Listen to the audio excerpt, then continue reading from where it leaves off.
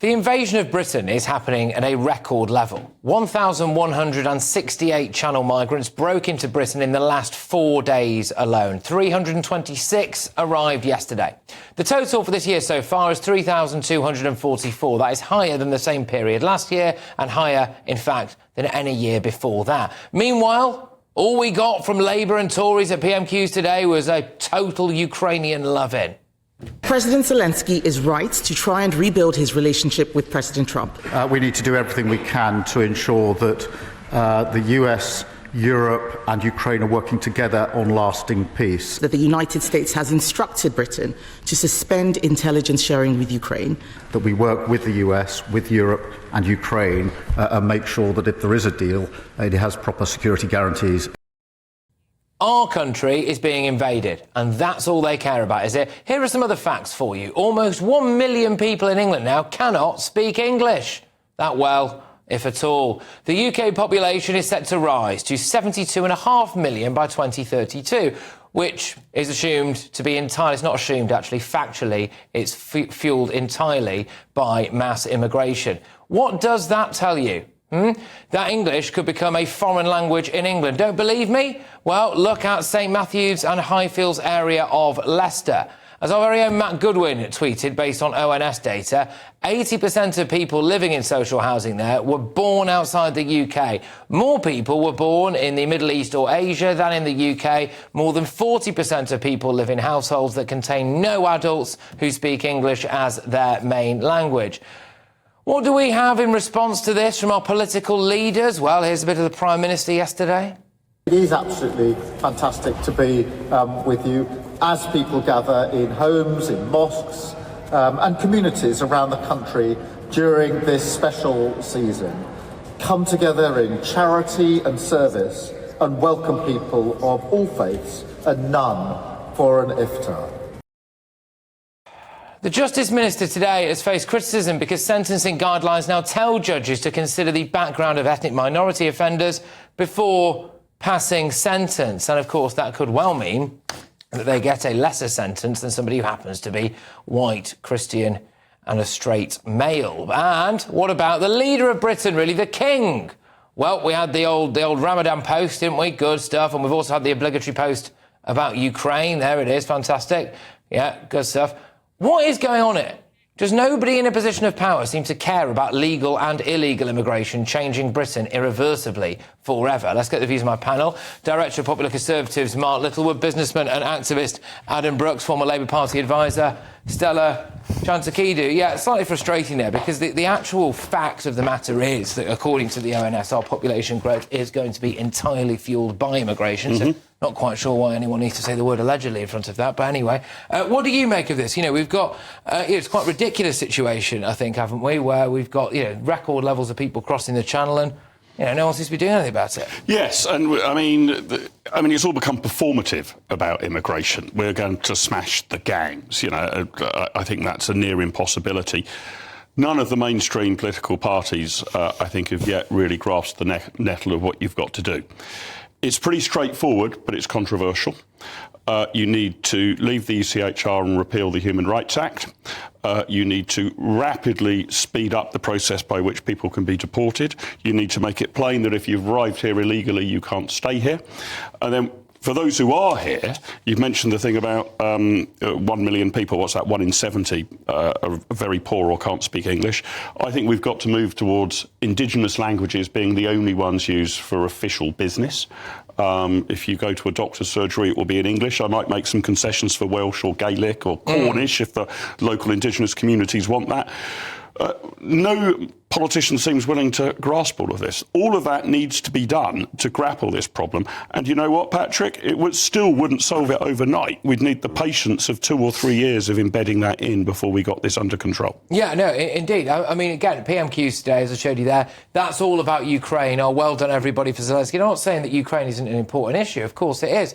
But that seems to be... It was 5 questions. You look at me like that, Stella. I mean, honestly, it's just a fact. First 5 questions from Kemi Badenoch were all agreeing with Keir Starmer about, just completely shaking each other's hands, saying, oh, it's fantastic, we're standing up for Ukraine. Great stuff. Meanwhile, we're being invaded. There are 1 million people who don't speak English or barely speak a word of it in this country. And then the King seems obsessed with Ramadan. Keir Starmer seems obsessed with Ramadan. I mean, what's going on? Look, it's not just illegal immigration, it's legal immigration as well. We've got a big problem here, but 1,300 have crossed the Channel in the last 5 days. Hardly any will be able to speak English. Most will be a net drain on the economy over the next 15, 20 years. We've got villages like Wethersfield in Essex where these migrants are placed. I had a mother contacted me yesterday. She was followed home from the play park in Wethersfield. These people have different cultures, different way of behaving and, their beliefs. Britain is changing rapidly and no one wants to put a stop to it. It's just seems a bit ridiculous. I mean, what do you make of the kind of maybe quite obsessive posts and virtue signalling that we've seen, for example, still about Ramadan, not a lot about Lent? I don't think it's obsessive. If someone is Christian and they want to post about Lent, they're more than welcome to do that. I don't think it's obsessive at all. I think... The King posts about Ramadan and not Lent. Sorry, are you suggesting that the King never posts about Christian holidays? Well, he didn't this time. I mean, the King also can just do whatever they want. The King is the King. He's not, none of us represents the King. He's his own person. He can do whatever we want. But to go back to the problem with immigration. So, are you or are you not happy with what Yvette Cooper has been doing? Record levels of deportations on the Labour Party. Majority of them to go, and only 3% of deportations have been Channel migrants. So no, I'm not happy. So you're not happy? We extended the deal with the French.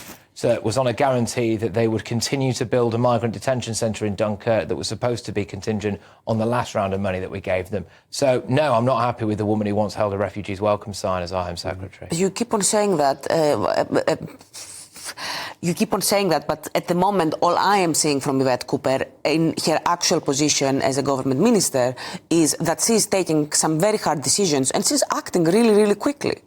And people have been saying that... The problem is getting worse. They're saying they've smashed the gangs, but the problem is getting worse. Wait a minute, how is it getting worse? And you are saying the record numbers have come across the Channel. That is a fact. Are you suggesting that in the last 6 months that Labour has been in government, that they have not been doing more than the Conservatives have done in 15 years? This is a very, very big problem. More as you said last year under a Labour government than a Conservative Last year? What are you talking about? Labour wasn't in government for the majority of last year. The numbers are not suggesting that the policy is meeting with great success, even if it's well-intentioned. And that's why I go back to my point. I don't think that the Labour Party is willing to pull the levers that are necessary to be pulled to get this under control. I mean, you want to spend because what you want is you want another situation where Parliament basically spends the next 5 years talking about some constitutional change, some administrative... I want to spend about 5 minutes on it. I think if you do not leave the ECHR and repeal the Human Rights Act, you will continue to get the judicial system making it incredibly hard to deport people. We see some extreme cases about you can't send me home because my kid likes chicken nuggets. That was a fake case. But we are making it incredibly difficult to deport people, an average of 18 months. This is ludicrous. And unless you're willing to grasp that nettle, I would like there to be a debate in Parliament. I think they do. And I agree with you. I agree with you. I'm also frustrated with judicial activism. I think it's inappropriate. I do agree that, when someone it should not be up to judges to decide government policy. Nobody's grasping Adam, just on a cultural level as well. So the fact that we appear to have now, by the way, I will say at least 1 million people in Britain who don't speak English or speak very little English. We're also going to see pockets of areas. I highlighted just one area there that was Leicester. There are numerous other parts of the UK where you can highlight. So it's a potent cocktail, actually, people who are not born in Britain, don't speak English and who are on benefits. And yet we don't seem to see anything like the same urgency from our politicians on that as we do about things like, shaking Zelensky's hand. No, 100%. And look, I've spoke about Whitechapel before. You can walk from one end of Whitechapel to the other and you won't hear anyone speaking English. And there's many areas like that in Britain. We're spending 100 million a year on NHS interpreters. We're spending 8 million on benefit claimant interpreters, another 20 million for police interpreters. What is happening to this country? Our tax money is going on basically facilitating the life of foreigners in this country. And that's without talking about the crime stats from people born abroad or from migrants. things have to change, or this country is going to be unrecognisable in the next 5 or 10 years. Do you think our political leaders get this stuff? Yes, I do. I do think that they get that. And I also agree that if you're an immigrant in this country, you should be making every effort to learn English. I do think the government should help with that where it can happen. But if you are an economic migrant and you are moving here because you want to get a job, then it is your responsibility to learn English, preferably before you come here, and then there should be some kind of test. And I completely agree that it is not an acceptable situation that there are places where the vast majority of council housing is being taken by people who were not born here. I don't think this is an acceptable situation. Yeah, on housing in particular, I think we've got to relook about whether we base it wholly on arithmetical need, which then tends to benefit large families who often tend to be immigrant families, or whether we need to go back to some sort of test about your local connection with the area, so that if you've actually had a family that have been in the area for many generations, you might be prioritised, even if you're a family of 3 as opposed to a family of 6. It's too but far we've thrown that out of the window. It's too far gone. In some places in London, it's 70% of social housing is from foreign-born people. And largely because But also, isn't there a question? How can we reverse this? It's impossible now. It's too late. Do you not think when we had all of this up, Stella, can you understand why people might be a little bit frustrated when you see people who we see as big figures in this country, whether that's the Prime Minister, whether people voted for him or not, the Prime Minister's great office of state, we see that. We see the King, OK? And it does appear as though they are tripping over themselves to celebrate things like diversity and multiculturalism, when actually there are huge domestic problems being caused as a result of it. I think this is such a cosmetic concern. What does it matter whether there are a lot of Muslims, there are a lot of British Muslims. It's fine to celebrate Ramadan. I don't care about that. What I want to know is why, for the last 15 years, a conservative right-wing government that was elected on a mandate to reduce immigration allowed the situation where you had people who would come here and then they would bring 10 other family members who did not speak English and who were not working. We talk a lot, and we just have spoken about a lot of the rumours doing the rounds tonight for the last couple of days that Ed Miliband's probably on the way out, and I suspect that he is. I don't see how he can continue in post. But I also wonder if enough's getting spoken about Yvette Cooper, to be honest with you. From what I understand, people behind the scenes at the Home Office are not particularly happy with her. Channel crossings up, illegal migration, all right, they've made a big song and dance about deporting some people. We've had to pay most of them to leave, as far as I can tell. Crime is going through the roof as well. Surely her head must be on the chopping block, metaphorically, at some point soon. So That is possibly true. I mean, in Starmer's position, you can't lose too many of your chief lieutenants too quickly. Adam and I were talking in the break about whether Rachel Reeves might go. But if a Prime Minister loses their Chancellor, very often they're next for the chop. Home Secretary, possibly. And they've got to take a much bolder stance on immigration. I would agree with you, the Conservative record was poor. Intriguingly, Rishi Sunak has come out today saying we should leave the ECHR unless it's reformed.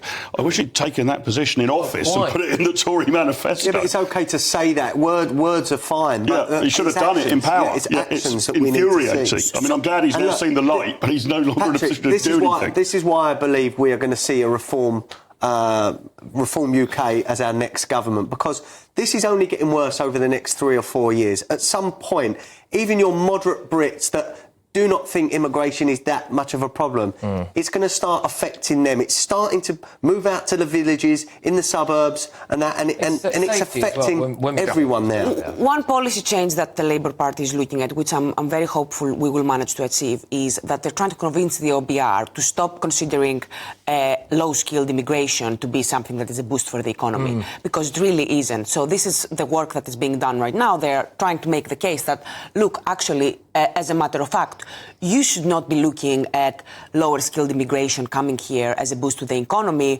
and it's best. It is true that there will be some difficulty at first until the economy But we should have gets simple used to rules that. on legal immigration. If you want to come here as a legal migrant, fine, but you've got to be a net contributor, not a beneficiary.